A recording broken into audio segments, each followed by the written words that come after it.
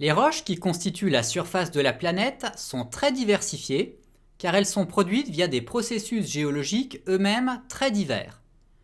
Tous ces processus géologiques, à l'origine des roches, sont relativement simples dans leurs grandes lignes, mais restent néanmoins complexes dans le détail.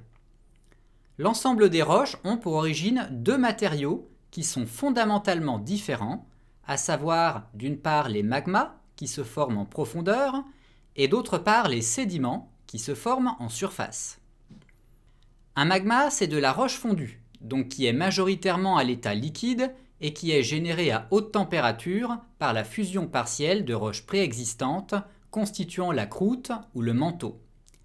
La lave qui sort des volcans est un exemple de magma. Un sédiment, c'est un dépôt boueux ou granulaire constitué par l'accumulation de produits issus de la dégradation des roches en surface, de cristaux précipités sur place, de matière organique et de biominéralisation, c'est-à-dire de coquilles ou de squelettes fabriqués par les êtres vivants. Le sable de plage ou de rivière, ainsi que la vase qui tapisse le fond des lacs, sont des exemples de sédiments.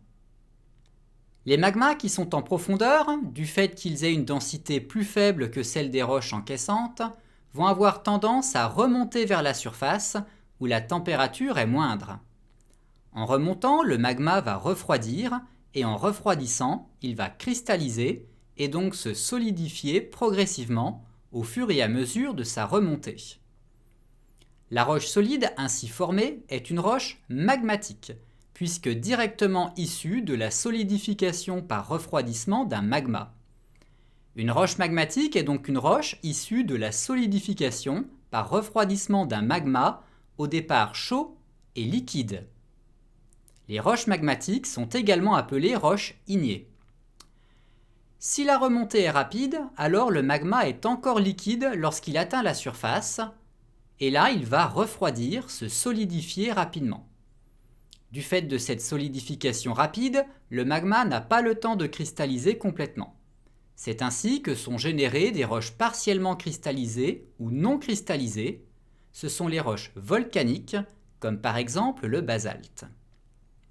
Si la remontée est lente, alors le magma n'a pas le temps d'atteindre la surface et il va refroidir, se solidifier lentement en profondeur. Du fait de cette solidification lente, le magma a le temps de cristalliser complètement. C'est ainsi que sont générées des roches totalement cristallisées. Ce sont les roches plutoniques, comme par exemple le granit. Lorsqu'elles sont en surface, ces roches magmatiques se retrouvent dans des conditions très différentes de celles de leur formation et elles vont s'altérer, s'éroder, notamment par réaction avec l'eau de pluie ou sous l'effet des variations de température. Cela va générer des produits d'altération sous forme de particules, de grains et sous forme d'ions en solution dans l'eau. Ces produits d'altération sont ensuite transportés jusque dans des dépressions topographiques, c'est-à-dire des bassins sédimentaires. Dans ces bassins, les particules vont s'accumuler et les ions en solution vont précipiter par voie chimique ou biologique. C'est la sédimentation qui aboutit à la formation des sédiments. Après leur dépôt, les sédiments qui sont meubles vont s'indurer, se solidifier via diverses transformations physiques et chimiques. C'est la diagenèse. La diagenèse des sédiments aboutit ainsi à la formation des roches sédimentaires.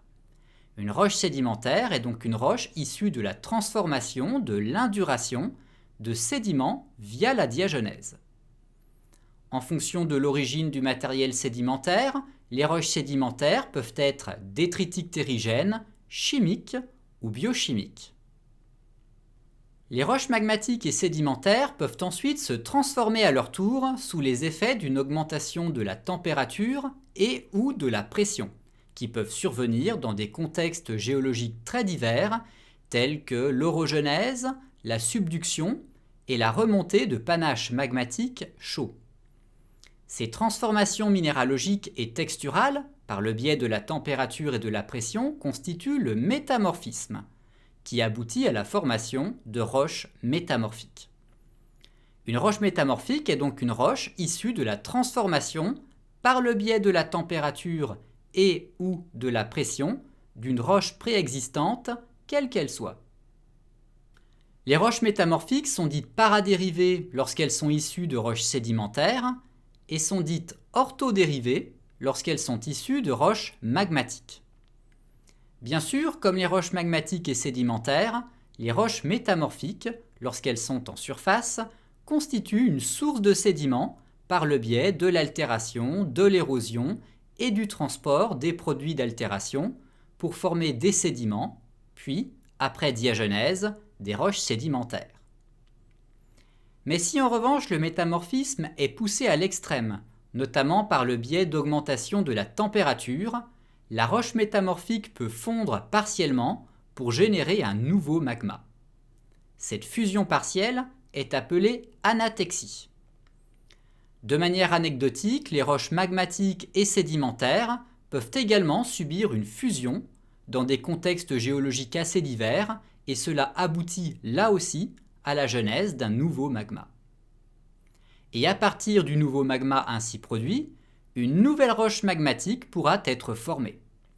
Ainsi, la création de ce nouveau magma clôture un grand cycle géologique au cours duquel différentes familles de roches sont formées à partir de la transformation ou de la destruction d'autres roches préexistantes. Ces multiples transformations successives font apparaître plusieurs cycles, notamment un cycle long qui débute avec un magma pour aboutir à un autre magma via la formation de roches magmatiques, sédimentaires et métamorphiques, ainsi que des cycles courts qui transforment des roches en d'autres roches. La durée d'un cycle long est généralement de l'ordre de la dizaine à la centaine de millions d'années, et la durée d'un cycle court est plutôt de l'ordre de la centaine de milliers d'années aux millions d'années. Ces différents cycles font que les roches de la surface terrestre sont perpétuellement transformées, recyclées, via différents phénomènes et processus géologiques. Cela explique pourquoi la grande majorité des roches de la surface terrestre sont relativement jeunes par rapport à l'âge de la Terre. C'est directement dû à ce recyclage qui ne s'arrête jamais et qui renouvelle constamment en permanence les roches. C'est pourquoi nous vivons sur une planète qui est vieille, qui a plus de 4,5 milliards d'années, mais dont la majorité des roches en surface datent de moins de 500 millions d'années, c'est-à-dire moins de 1 demi-milliard d'années. Justement parce que ces roches sont issues d'un recyclage de roches plus vieilles. Nous vivons donc, certes, sur une vieille planète, mais sur laquelle, à l'échelle des temps géologiques, tout est neuf, ou presque.